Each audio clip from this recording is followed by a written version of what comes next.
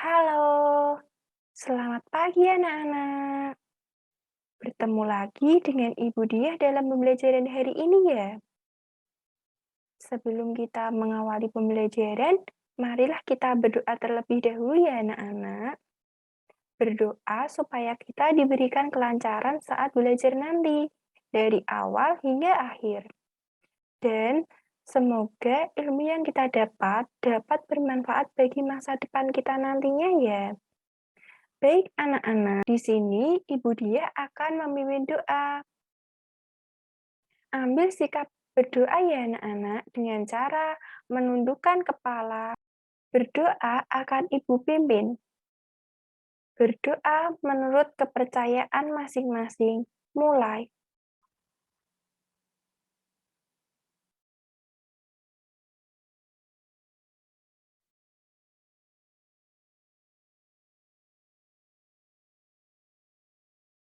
Selesai. Apakah ada yang sakit anak-anak? Alhamdulillah sehat semua ya ini. Semoga kalian selalu diberikan kesehatan dan tetap menaati peraturan 5M. Memakai masker, menjaga jarak, mencuci tangan dengan sabun dan air mengalir, menjauhi kerumunan, menjauhi mobilitas dan interaksi. Anak-anak, kali ini kita akan belajar tema 8, daerah tempat tinggalku, subtema 3, bangga terhadap daerah tempat tinggalku, pembelajaran 2. Tujuan pembelajaran.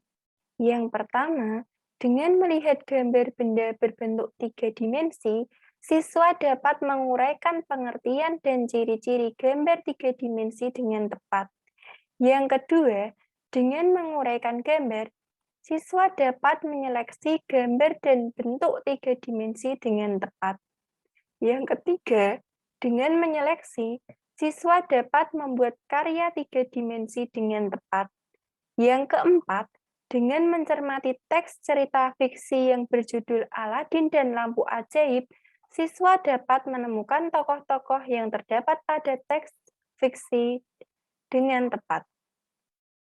Yang kelima, dengan menemukan, siswa dapat menguraikan tokoh-tokoh yang terdapat pada teks cerita fiksi yang berjudul Aladin dan Lampu Ajaib dengan tepat. Yang keenam, dengan menguraikan, siswa dapat menyampaikan hasil identifikasi tokoh-tokoh yang terdapat pada teks cerita fiksi Aladin dan Lampu Ajaib secara tulisan dengan benar. Yang ketujuh, dengan melihat gambar, siswa dapat memberikan contoh gaya dengan gerak pada peristiwa di lingkungan sekitar dengan tepat. Yang kedelapan, dengan memberikan contoh, siswa dapat menguraikan gaya dengan gerak pada peristiwa di lingkungan sekitar dengan tepat. Yang kesembilan, dengan menguraikan, siswa dapat menyajikan hasil percobaan tentang hubungan antara gaya dengan gerak dengan tepat. Anak-anak, sebelum kita belajar tentang daerah tempat tinggal, apakah di daerah tempat tinggal kalian ada tukang kayu? Ada ya anak-anak? Sebelum kita mempelajari lebih lanjut tentang daerah tempat tinggalku, mari kita menyanyikan lagu Tukang Kayu bersama-sama dulu ya anak-anak. Sebelum kita bernyanyi, anak-anak berdiri dulu ya anak-anak. Anak-anak dipersilahkan untuk berdiri. Katakan padaku, hai tukang kayu, bagaimana caranya memotong kayu? Lihat, lihat kawanku, beginilah caranya memotong kayu.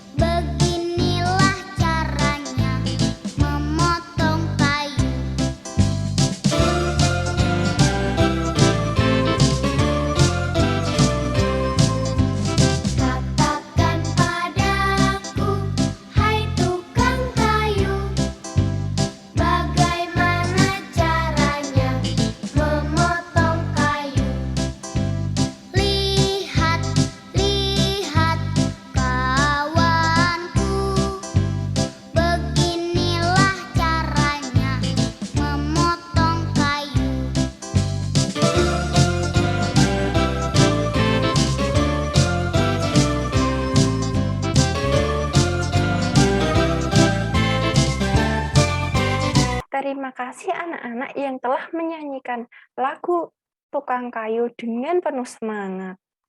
Anak-anak, apakah di daerah tempat tinggalmu ada tukang kayu? Ada ya? Nah, kursi merupakan satu di antara karya 3 dimensi. Berikut ini adalah contoh gambar 3 dimensi. Apa yang dimaksud dengan benda 3 dimensi ya, anak-anak? Dan bagaimana ciri-ciri benda berbentuk 3 dimensi itu? Siapa yang bisa menjawab? Angkat tangan ya, anak-anak.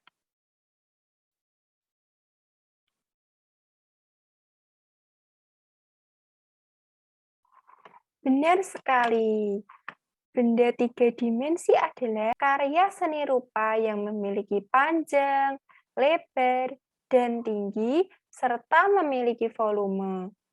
Unsur volume inilah yang menjadi pembeda antara benda 2 dimensi dan benda 3 dimensi.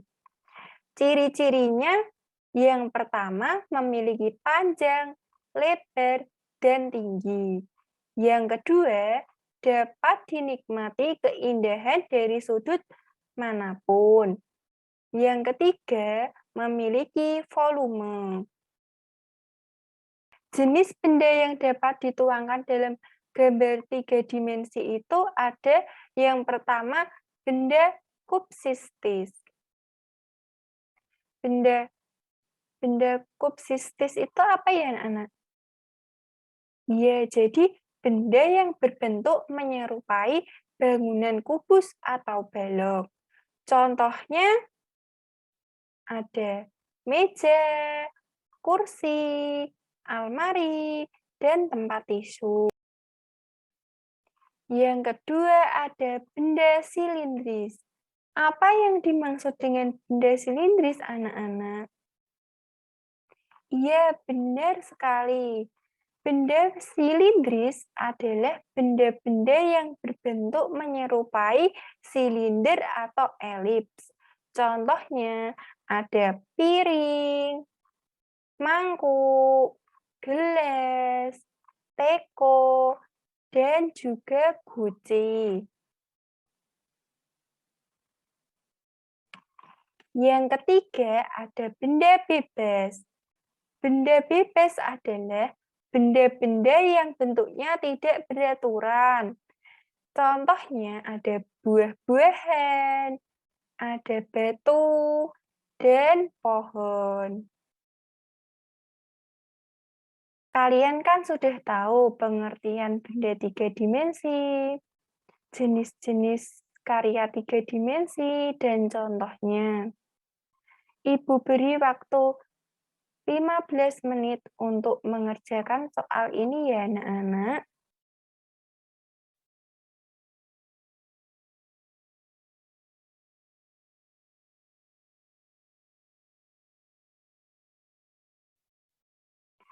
Apakah sudah selesai semua, anak-anak? Sudah ya? Kalau sudah, mari kita bahas bersama. Yang pertama, bagaimana ciri-ciri benda 3 dimensi itu, anak-anak? Ciri-cirinya apa? Ya, ciri-cirinya yang pertama memiliki panjang, lebar, dan tinggi. Yang kedua, dapat dinikmati keindahan dari sudut manapun. Yang ketiga, memiliki volume.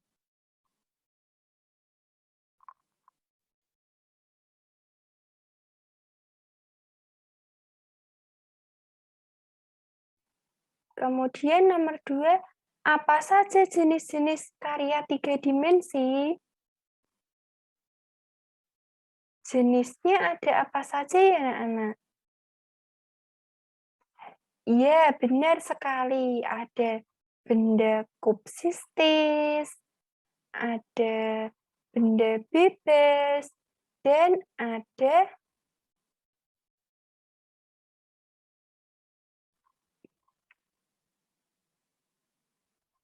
dan ada benda silindris. Jadi jenis-jenisnya ada 3. Yang ketiga, apa saja contoh lain benda 3 dimensi yang dapat ditemukan dalam lingkungan kehidupan sehari-hari? Benar sekali anak-anak, ada pot, cangkir, topeng, tugu, dan monumen. Amatilah gambar ini anak-anak. Ini adalah benda 3 dimensi. Kelompokkan gambar-gambar yang ada berdasarkan jenisnya. Tuliskan dalam LKPD yang telah tersediakan. Ada berapa jenis benda dalam kelompok benda kubsistis, kelompok benda silindris, dan kelompok benda bebas? Silahkan mengerjakan. Ibu beri waktu 10 menit ya anak-anak. Apakah sudah selesai semua anak-anak? Sudah ya? Kita bahas bersama ya. Kelompok benda kubsistis itu nomor berapa ya anak-anak? Iya, benar. Nomor 1 dan nomor 9. Kelompok benda silindris nomor berapa ya anak-anak? Ya, benar. Nomor 2, 3, 4, 5, dan 7.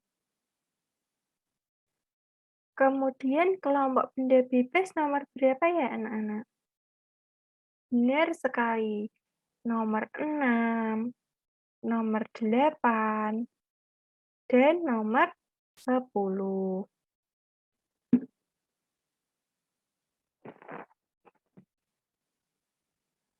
Sekarang kalian membuat karya seni rupa 3 dimensi. Kalian boleh mencontoh gambar 3 dimensi ini ya anak-anak. Ibu beri waktu 15 menit untuk menggambarnya ya anak-anak.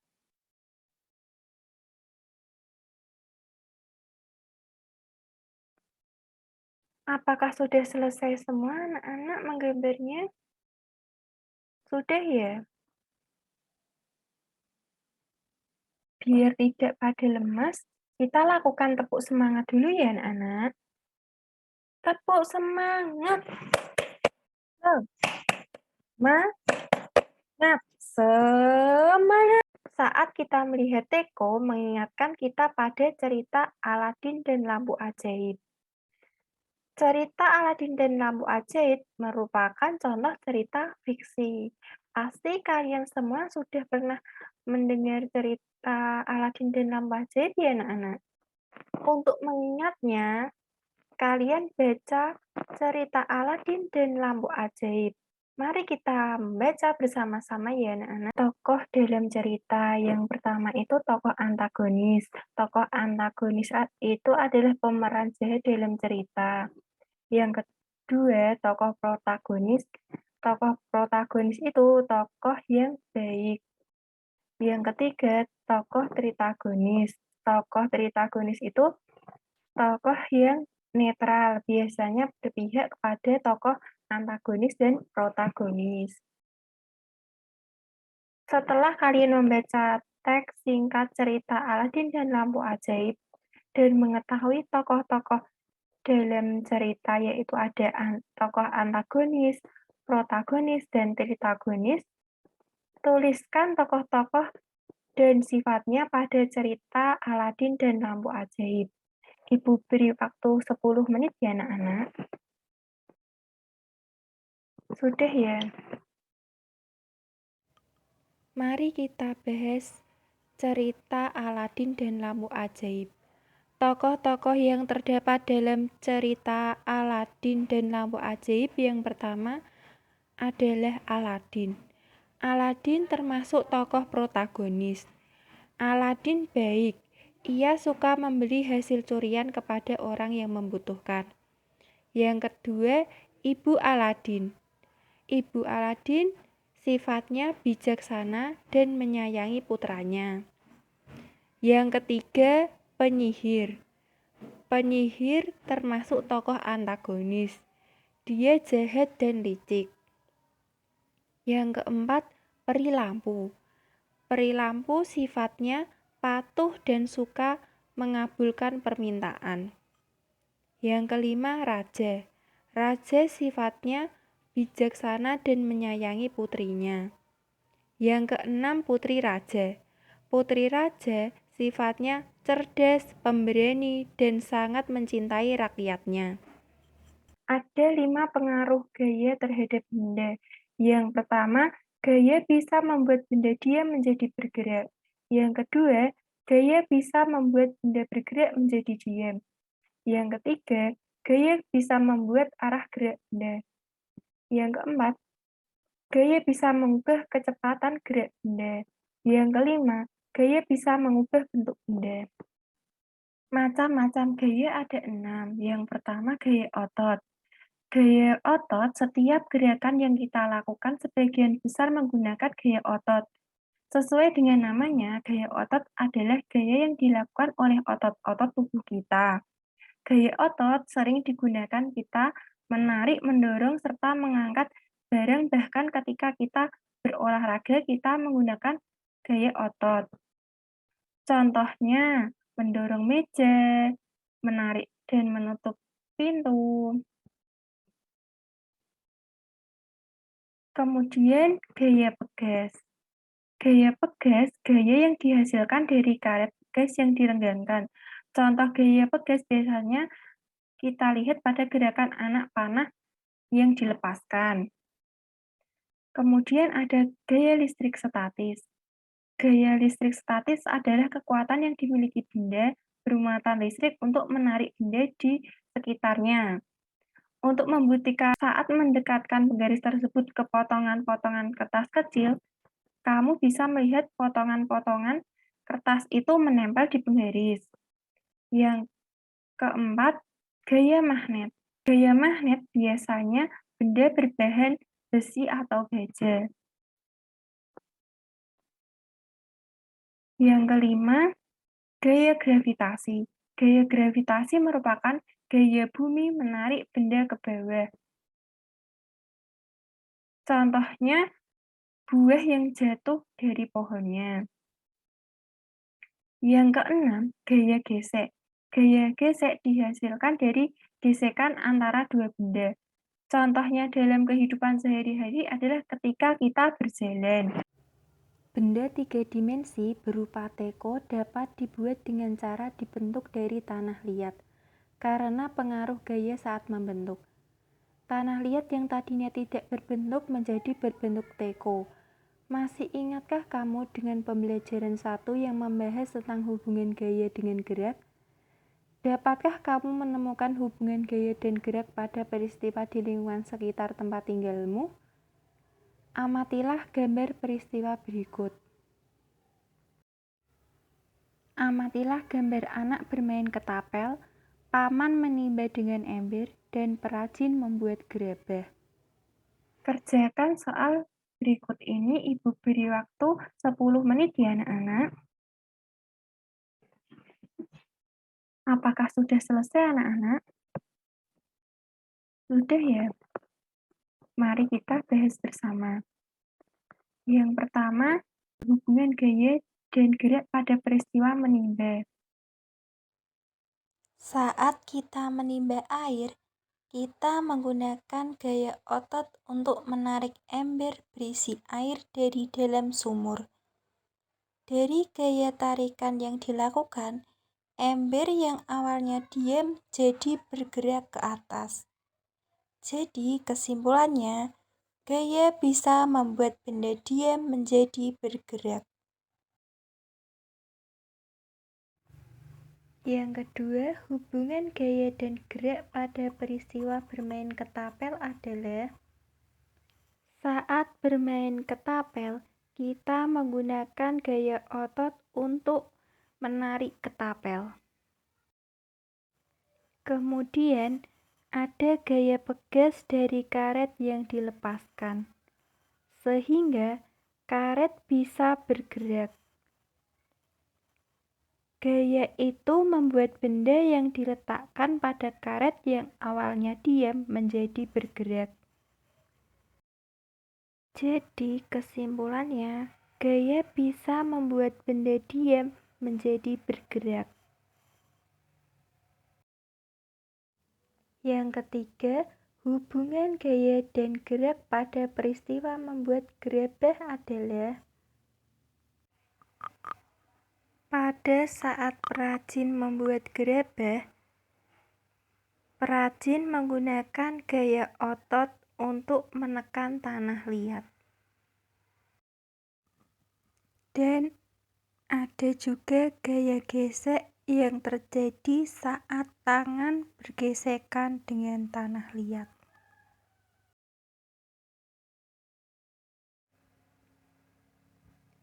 Dari gaya otot dan gaya gesek tadi, tanah liat menjadi berubah bentuk, menjadi gerabah yang diinginkan perajin. Jadi kesimpulannya, gaya dapat mengubah bentuk benda dari tanah liat menjadi gerabah.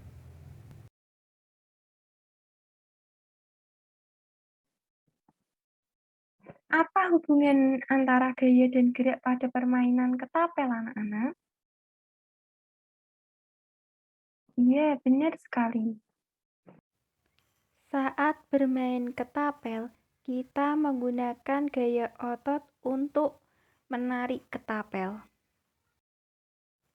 Kemudian, ada gaya pegas dari karet yang dilepaskan, sehingga karet bisa bergerak. Gaya itu membuat benda yang diletakkan pada karet yang awalnya diam menjadi bergerak.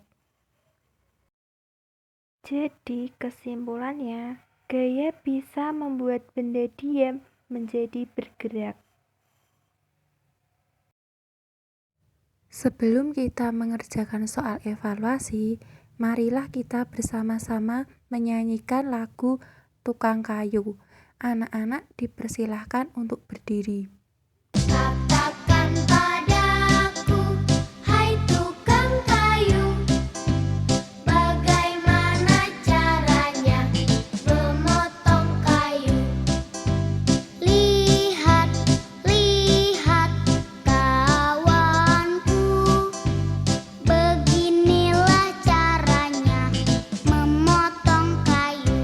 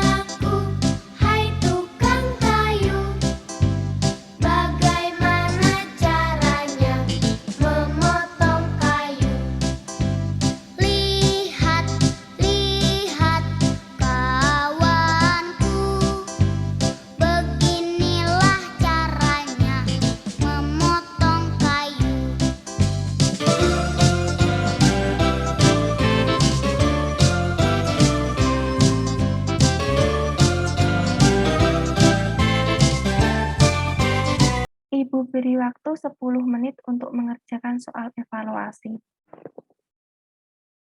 Apakah sudah selesai, anak-anak? Sudah ya? Kali ini kita sudah belajar apa saja, anak-anak? Iya, benar sekali. Benda dan gambar 3 dimensi, kemudian cerita fiksi, kemudian hubungan gerak dan gaya kaitannya dengan peristiwa. Untuk mengakhiri pembelajaran pada hari ini, marilah kita berdoa.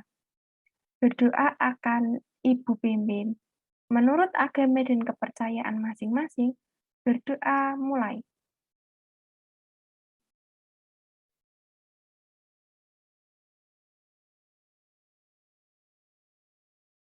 Selesai.